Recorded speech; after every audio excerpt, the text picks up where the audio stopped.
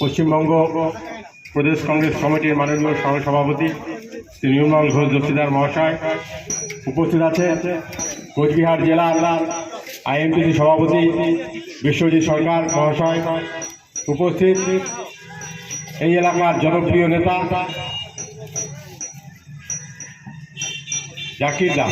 জাকিরদা বলে আমরা চিনি, জাকিরদা বলে চিনি, সবসময় দেখি জাকিরদা কর্মকাণ্ড।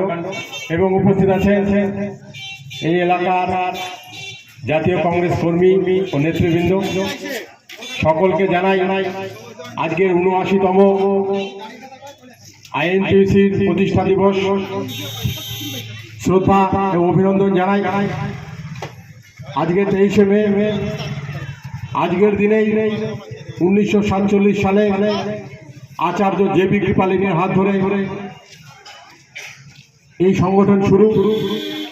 প্রাচীন এবং বৃহৎ যে আইএনটিসি সংগঠন, শ্রমিক সংগঠন ভারতবর্ষের বুকে এগিয়ে চলছে, ভারতবর্ষকে তিল তিল করে গড়ে তুলছে ভারতবর্ষের শ্রমিকরা। তাই যত শ্রমিক মানুষ আছেন প্রত্যেককে বলবো, সবচেয়ে প্রাচীন এবং বৃহৎ যে সংগঠন আইএনটিসি সংগঠনের সঙ্গে দলে দলে যুক্ত হন। আজকের প্রতিষ্ঠা দিবস, এই প্রতিষ্ঠা দিবসে অভিনন্দন তো থাকবেই, তার পাশাপাশি আপনারা জানেন ভারতবর্ষের বুকে এবং জলপাইগুড়ি জেলা বুকে যে ঘটনা, সেগুলো নিয়ে আমরা শ্রদ্ধা জ্ঞাপন করেছি। আপনারা জানেন পেহেলগাঁওয়ে বিগত ২২শে এপ্রিল সন্ত্রাসবাদীদের দ্বারা নিহত হয়েছেন সাধারণ ভারতবাসী, এবং লড়াইয়ে জওয়ান শহীদ হয়েছেন।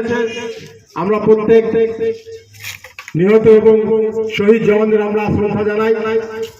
আর আপনারা জানেন যে আজ ভোর ৪:৩০টায় এই এলাকার প্রাক্তন সাংসদ মাননীয় মিনতি সেন মহাশয় পরলোক গমন করেছেন, তার উদ্দেশ্যে আমরা শ্রদ্ধা জ্ঞাপন করেছি।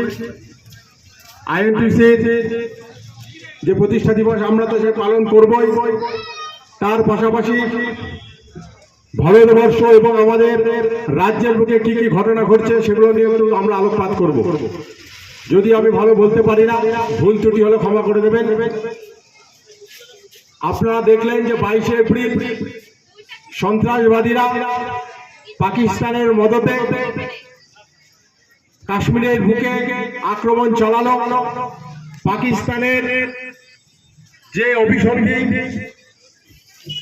সেই অভিসন্ধি তারা প্রকাশ যে প্রত্যেকে যারা আততায়ী ছিল, যারা জঙ্গিরা ছিল, তাদের হেলমেটে ক্যামেরা ছিল, এবং প্রত্যেক যখন হত্যা করে তখন তাদেরকে বলতে হচ্ছিল কলেমা পড়ো, তুমি হিন্দু না মুসলিম। অর্থাৎ পাকিস্তানের পরিষ্কার ষড়যন্ত্র যে ভারতবর্ষের বুকে যে সাম্প্রদায়িক একটা সংকট চলছে, সাম্প্রদায়িক, এই সাম্প্রদায়িক থেকে আরো কিভাবে বাড়িয়ে দেওয়া যায়, সেজন্য সেটাকে ভিডিও করে মানুষের মধ্যে যাতে আরো বেশি করে হিন্দু মুসলিমের যে ঐক্যতা, এই ঐক্য যাতে নষ্ট হয় তার একটা চেষ্টা পাকিস্তানের এই জঙ্গিদের মাধ্যমে আমাদের ভারতবর্ষকে করার চেষ্টা করলো। আর আমরা দেখলাম এই আরএসএস এবং বিজেপি গোটা ভারতবর্ষ জুড়ে সোশ্যাল মিডিয়া কি গদি মিডিয়া আপনারা দেখবেন, আর বাংলাতে কিসের কুসুম, সেই ময়ূর রঞ্জন ঘোষ কিভাবে আমাদের ভারতবর্ষের বুকে হিন্দু মুসলিমকে ভাগ করার একটা প্রচেষ্টা চালালো। এই সময় আমরা ১৯৭১-এ যে ইন্দিরা গান্ধী দেখেছি লৌহ মানবী যে লেডি, আজকে আমরা যদি এই ইন্দিরা গান্ধী ছবি নিয়ে পাকিস্তানের সামনে দাঁড়াই, পাকিস্তান মুতে ফেলবে। কিন্তু আমরা দেখতে পাচ্ছি না যে ভারতবর্ষের নরেন্দ্র মোদী সরকার কোন শক্ত পদক্ষেপ নেবে। যখন সমস্ত বিরোধী দল এই সরকারের পক্ষে দাঁড়ালো, আপনারা ব্যবস্থা গ্রহণ করুন এই পাকিস্তানের বিরুদ্ধে, কিন্তু আজও পর্যন্ত আমরা দেখছি না। কিন্তু নরেন্দ্র মোদী কি করলেন? নরেন্দ্র মোদী পাকিস্তানের প্রধানমন্ত্রীকে টুইটারে আনফলো করে সার্জিক্যাল স্ট্রাইক করলেন, যুদ্ধ ঘোষণা করলেন। আপনারা দেখবেন গদি মিডিয়াতে যে শুধুমাত্র দেখাচ্ছে যে এই ভারতবর্ষে আক্রমণ করলো, এই ভারতবর্ষের মানুষ, ভারতবর্ষের সরকার সঠিক পদক্ষেপ গ্রহণ করলো, কিন্তু আর কিছুই না। যখন সর্বদলীয় বৈঠক হচ্ছে, সকলেই উপস্থিত, আমাদের নেতা রাহুল গান্ধী উপস্থিত, তখন আমরা দেখলাম না যে নরেন্দ্র মোদী সেখানে উপস্থিত হবে। যখন জম্মু কাশ্মীরে এই আততায়ীর হামলায় মানুষ হাহাকার করছে, পৌঁছে গেলেন রাহুল গান্ধী, কিন্তু এখনো পর্যন্ত সময় হলো না নরেন্দ্র মোদীর যে সেখানে গিয়ে দাঁড়াতে। তাই বলছি বন্ধু, বর্তমান সময় একটা সংকট, যেখানে আপনারা দেখবেন যে বনগাঁয় 2 বিজেপি কর্মী পাকিস্তান মুর্দাবাদ বলে,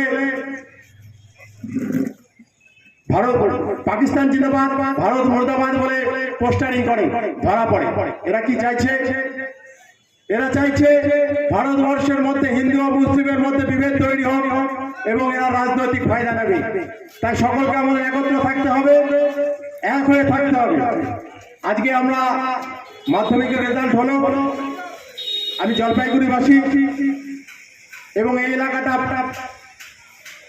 সংসদ হিসাবে পার্লামেন্টে জলপাইগুড়ি জেলার মধ্যেই পড়ে, কিন্তু জেলা কোচবিহার, কিন্তু সবচেয়ে নিকৃষ্ট রেজাল্ট হয়েছে জলপাইগুড়ি জেলা। প্রায় 7,000-এর বেশি ছাত্রছাত্রী ফেল করেছে। কিসের জন্য? আপনারা জানেন, কিছুদিন আগেই দেখলেন যে শিক্ষক, সেই শিক্ষকদের কি অবস্থা আজকে ছাত্রদের। এই পর্যায়ে চলে আসছে যে 7,000-এর বেশি, সবচেয়ে বেশি পিছনে জলপাইগুড়ি জেলা।